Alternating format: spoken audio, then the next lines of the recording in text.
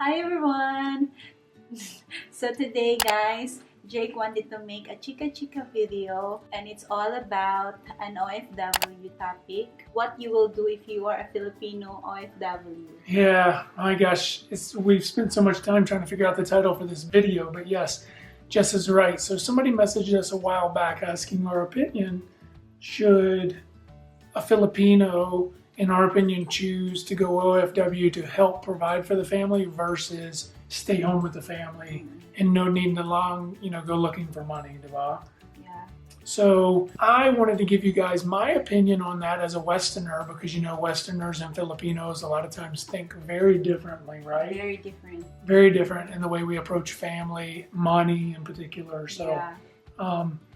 I thought I could offer my opinion, which is kind of a different twist on that. And Jess is here because Jess spent almost 5 years in Dubai as an OFW, Dubai. Yes. So whoever watching this who doesn't know what is OFW, it means Overseas Filipino Workers. Mm-hmm. Yeah. So it's all over the world, Filipino people who are working all over the world. It's a big community of people. Yeah, a lot of people. Whether they are OFW already or they want to go OFW, it's a big community, right? Yeah. Yeah. Okay. So we have a couple of tips. Now this won't apply to everybody, and maybe everybody won't agree with the way I approach being an OFW. So maybe you won't identify with it, but maybe you will. So if we differ, then that's okay. So my question for you is, if you're a Filipino and you are working in anywhere outside Philippines, what would you do? Okay, that's a good question. Okay, so the first thing I would ask myself, so this is a hypothetical situation. If I wake up tomorrow and all of a sudden I'm Filipino, I'm Pinoy, and I'm living in the Philippines, and I'm like, okay, what am I going to do with my life? How am I going to provide for my family? I personally would absolutely go OFW.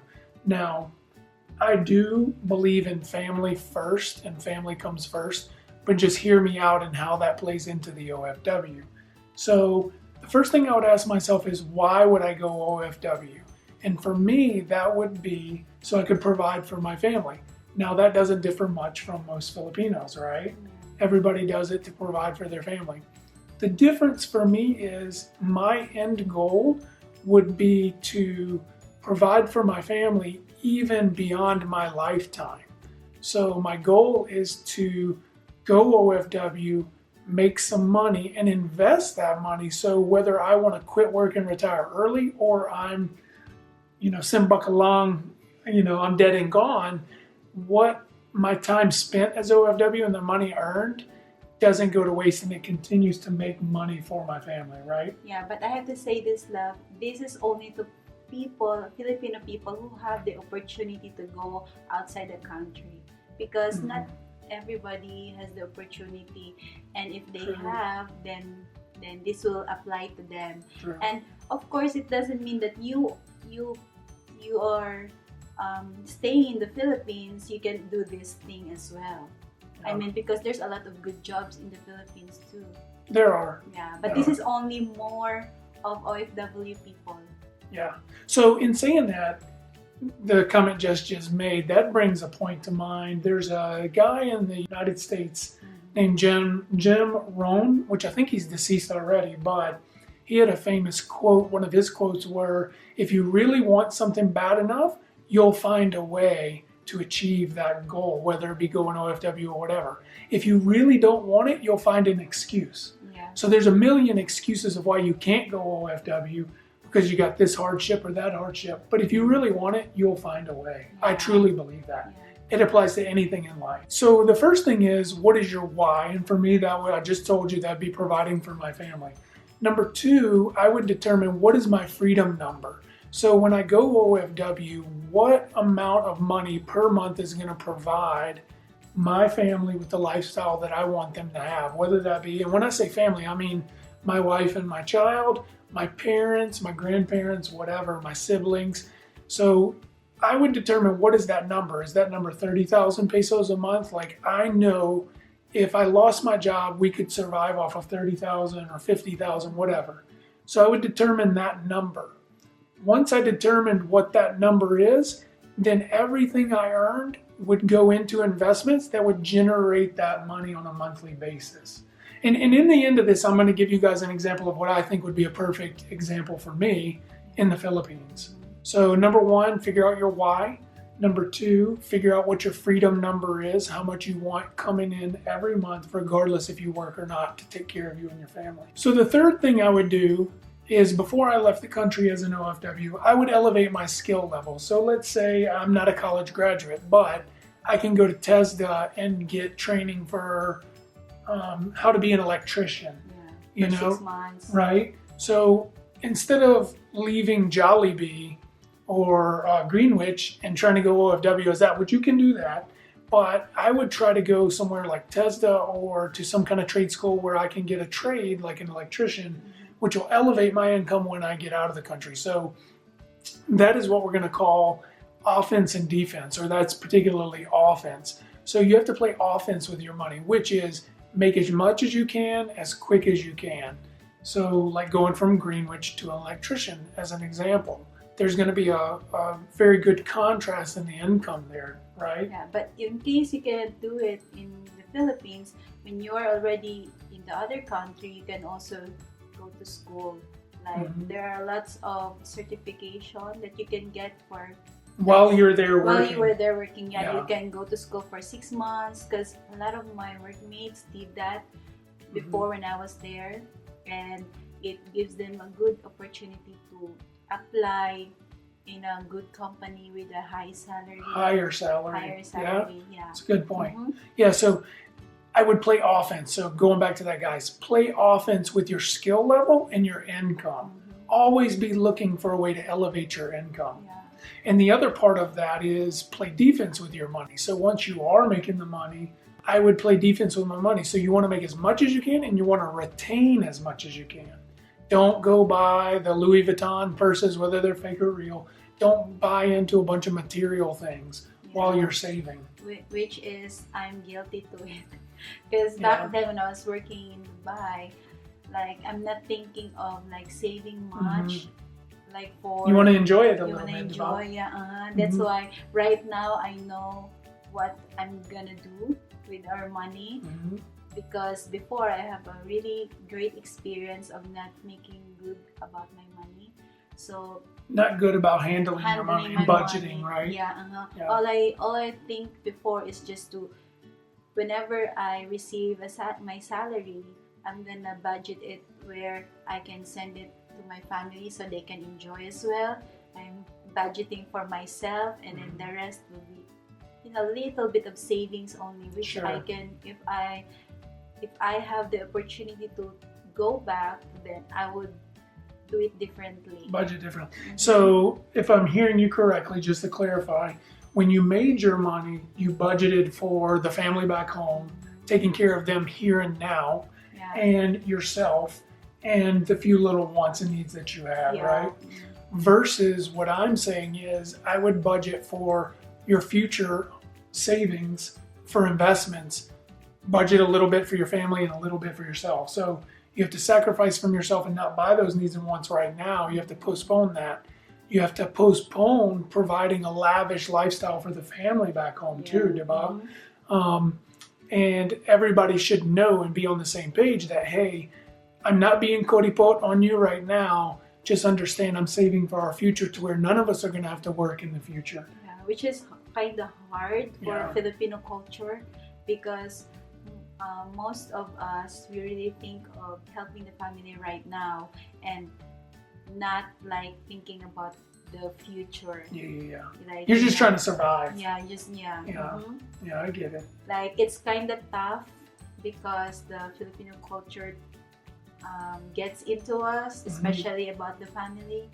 So, and when I say that, guys, what I'm thinking is, whether your family's in a Bahay Kubo or, well, not a Bahay Kubo, but I guess a Bahay Kubo. I was thinking Nipa Hut, but whether your family's in a very low income housing or whatever, for me, as long as my family had a roof over their head and they had food on the table, those would be the two things that I'm primarily concerned about, right? I would not focus on elevating their lifestyle from, a low income housing to some big fancy new house. And I'm going to say 3 million pesos, right, as an example. That's not even a big fancy house, but it's 3 million pesos can buy you a nice house. I would not make that elevation in their lifestyle right away. The bottom line is to save as much as you can. Don't buy lavish materials, especially like clothes that you just wear. Don't go buying Natasha panties. You buy regular panties in the line for 20 pesos. Don't say that. Yeah. Yeah. I'm going to say that because people are buying Natasha panties. I know. Stop that. You save for your future, diba? Yeah, so like bags, shoes, which is I'm very guilty before. Like I've been buying all those stuff before. That's why now I'm differently person. Yeah, because that's why when Jake would told me right now, like, oh, you buy this to yourself. No, I'm done. I've been doing that to myself before. I'm buying stuff that, you know, looking back, I would say like, oh, where are those stuff right now? And all those money just wasted. Yeah. Though I still save money a little bit only, but if I have the knowledge, if somebody would tell me this knowledge to save and just, you know, don't put your money on waste on something, then it would be a different story. Well, it's very easy to get caught up in that lifestyle of you make money, you spend it, diba? Yeah. You may save a little bit. I was not raised in the same way. Nobody taught me about money. I just kind of understood I work, I earn a certain amount, and as long as I don't spend more than that, I'm good. Yeah. But I now, being more mature and handling my money in a different way, I understand I don't want to work till I'm 60 or 70. So the only way to avoid that is to save more and put that money in things that are going to generate money, right? And nobody taught me that as a child, as sounds like you did neither. Yeah, so we really need to discipline ourselves, especially in terms of money. So I'll give you guys an example of what I would do with money I generated if I was an OFW. Okay. So prime example, I've known and heard of many people that are OFW and they build or buy like a 3 million peso house, right? Which is a decent house. The family moves in, family's got a nice lifestyle now, you know, the mom, the dad, whoever, the asawa, they're living in the Philippines in this nice house. For me, I would determine what my, how to say this, love, what my goal, my window of a goal is, whether it be 5 years or 10 years. But in that time, instead of buying a 3 million peso house, I would buy or build a structure of a boarding care. Yeah. Not a boarding house. Sorry, boarding care is for old people in America. Boarding house in the Philippines. And let's say I spent 3 million pesos on this boarding. Okay, sorry, we recovered from low bat. So what I was saying was I would buy a boarding house or build a boarding house. And let's say I spent 3 million pesos on that boarding house. My family or my parents could live in 1/4 of that. Maybe you'll build one of them that's a little bit bigger, more like a house, and then maybe build 15 additional rooms for rent. Okay, and you spent 3 million pesos on that. If you rented each room for an average of 2,000 pesos per room, then that is going to be 30,000 pesos a month. So if you rinse and repeat that process a couple of times while you're OFW, you know, wherever, then 30,000 times 2, if you build 2, that's 60,000 a month. There's going to come a day based on them paying the rent and paying that loan down or paying money back that you took from your pocket and the money you're making as an OFW, that eventually they're going to be paid off. And let's say you did 2 of them, that's 60,000 pesos a month for the rest of your life, for the rest of a Knox life when you're passed on and gone, for the rest of a Knox kids' lives. Like, it just never ends until somebody sells it because they're wasteful or whatever. You know what I mean? And if you lost your job in the other country, then you can just go back home and still have money monthly. And even if you have one, you can survive on 30,000 pesos a month. Yeah. So what Jake is saying is, instead of buying an own house, you better buy a boarding house first. Or a huge house that you can split with rooms and you can rent it out to people. Yeah, do anything. I know Filipinos that have been successful in starting laundromats near where a bunch of foreigners are coming in and out of. So just anything, guys. Don't buy the house first. Buy an investment first that's going to pay you money for the rest of your life. And that's how you win as an OFW. Yeah, true. Okay, guys, if you have any questions, let us know in the comments below. Also, if you want to know anything about Jesset's OFW experience in Dubai, comment below and maybe we'll do another video on that, specifically about her experience and regrets or whatever. Right? Yeah, my experience and what I'm working, what is my job, my lifestyle. Yeah, and why you quit. Why I quit, yeah. And how I'm able to get the opportunity to go. Yeah, that's to interesting too. Yeah. Yeah, I think that's it. So that's your suggestion. Yes. Buy a rental property. Yes. Yep. Figure out your why, what your freedom number is, how long you're going to achieve that freedom number, 5, 10 years. Make sure your family's on board. Dump your money in investments, and when you have the investments, you have the boarding house or laundromat, whatever you decide, or rental houses, then you can buy your Natasha panties and whatever else you want. The most important in this topic is to discipline yourself from buying unnecessary things. Yes. Yeah. 'Cause it's hard, but it's worth it. And also, in the end, it'll be far worth it. And discipline also yourself to not give all your salary or half of your salary to your family. You have to discipline, you have to be tough with it so that in the future, it's all worth it. Yeah. Yeah, it's still all for them and for yourself too. Yeah, for sure. It's for everybody. You'll be the best, biggest martyr for your family, Deva. Yeah. Yeah, that way. Don't, as the alternative of just working, 40 plus hours a week until the day you can no longer do it and then everybody loses. Yeah, true. Yeah. Okay. Yeah, so that's you if you're a Filipino.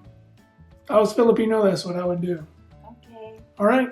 Thank you guys for watching. If you're not subscribed, please consider subscribing. Hit that like button if you like this video and leave us a comment. Yeah. And also, we hope that you're gonna learn something from this video and will make a difference in your life. Okay guys, let us know below if you like her trending barrettes there. Whatever. This is in the Philippines right now. I have this one for a very long time, but Jake doesn't want me to wear because Bahala ka, he keeps on saying that I look young, whatever. Right? It's in right now. Even the mothers out there in the Philippines, they're all wearing barrettes. It's okay for them because they look their age. No, malaki. You already don't look your age. Sige daw. So when you wear that, you look like a schoolgirl na. It's okay lang. Diba? Tell us below. Does she look? It's in and wala ka. All right. Okay, it's trending and thanks in for right helping. now. Okay. All right, guys. We'll see you on the next vlog.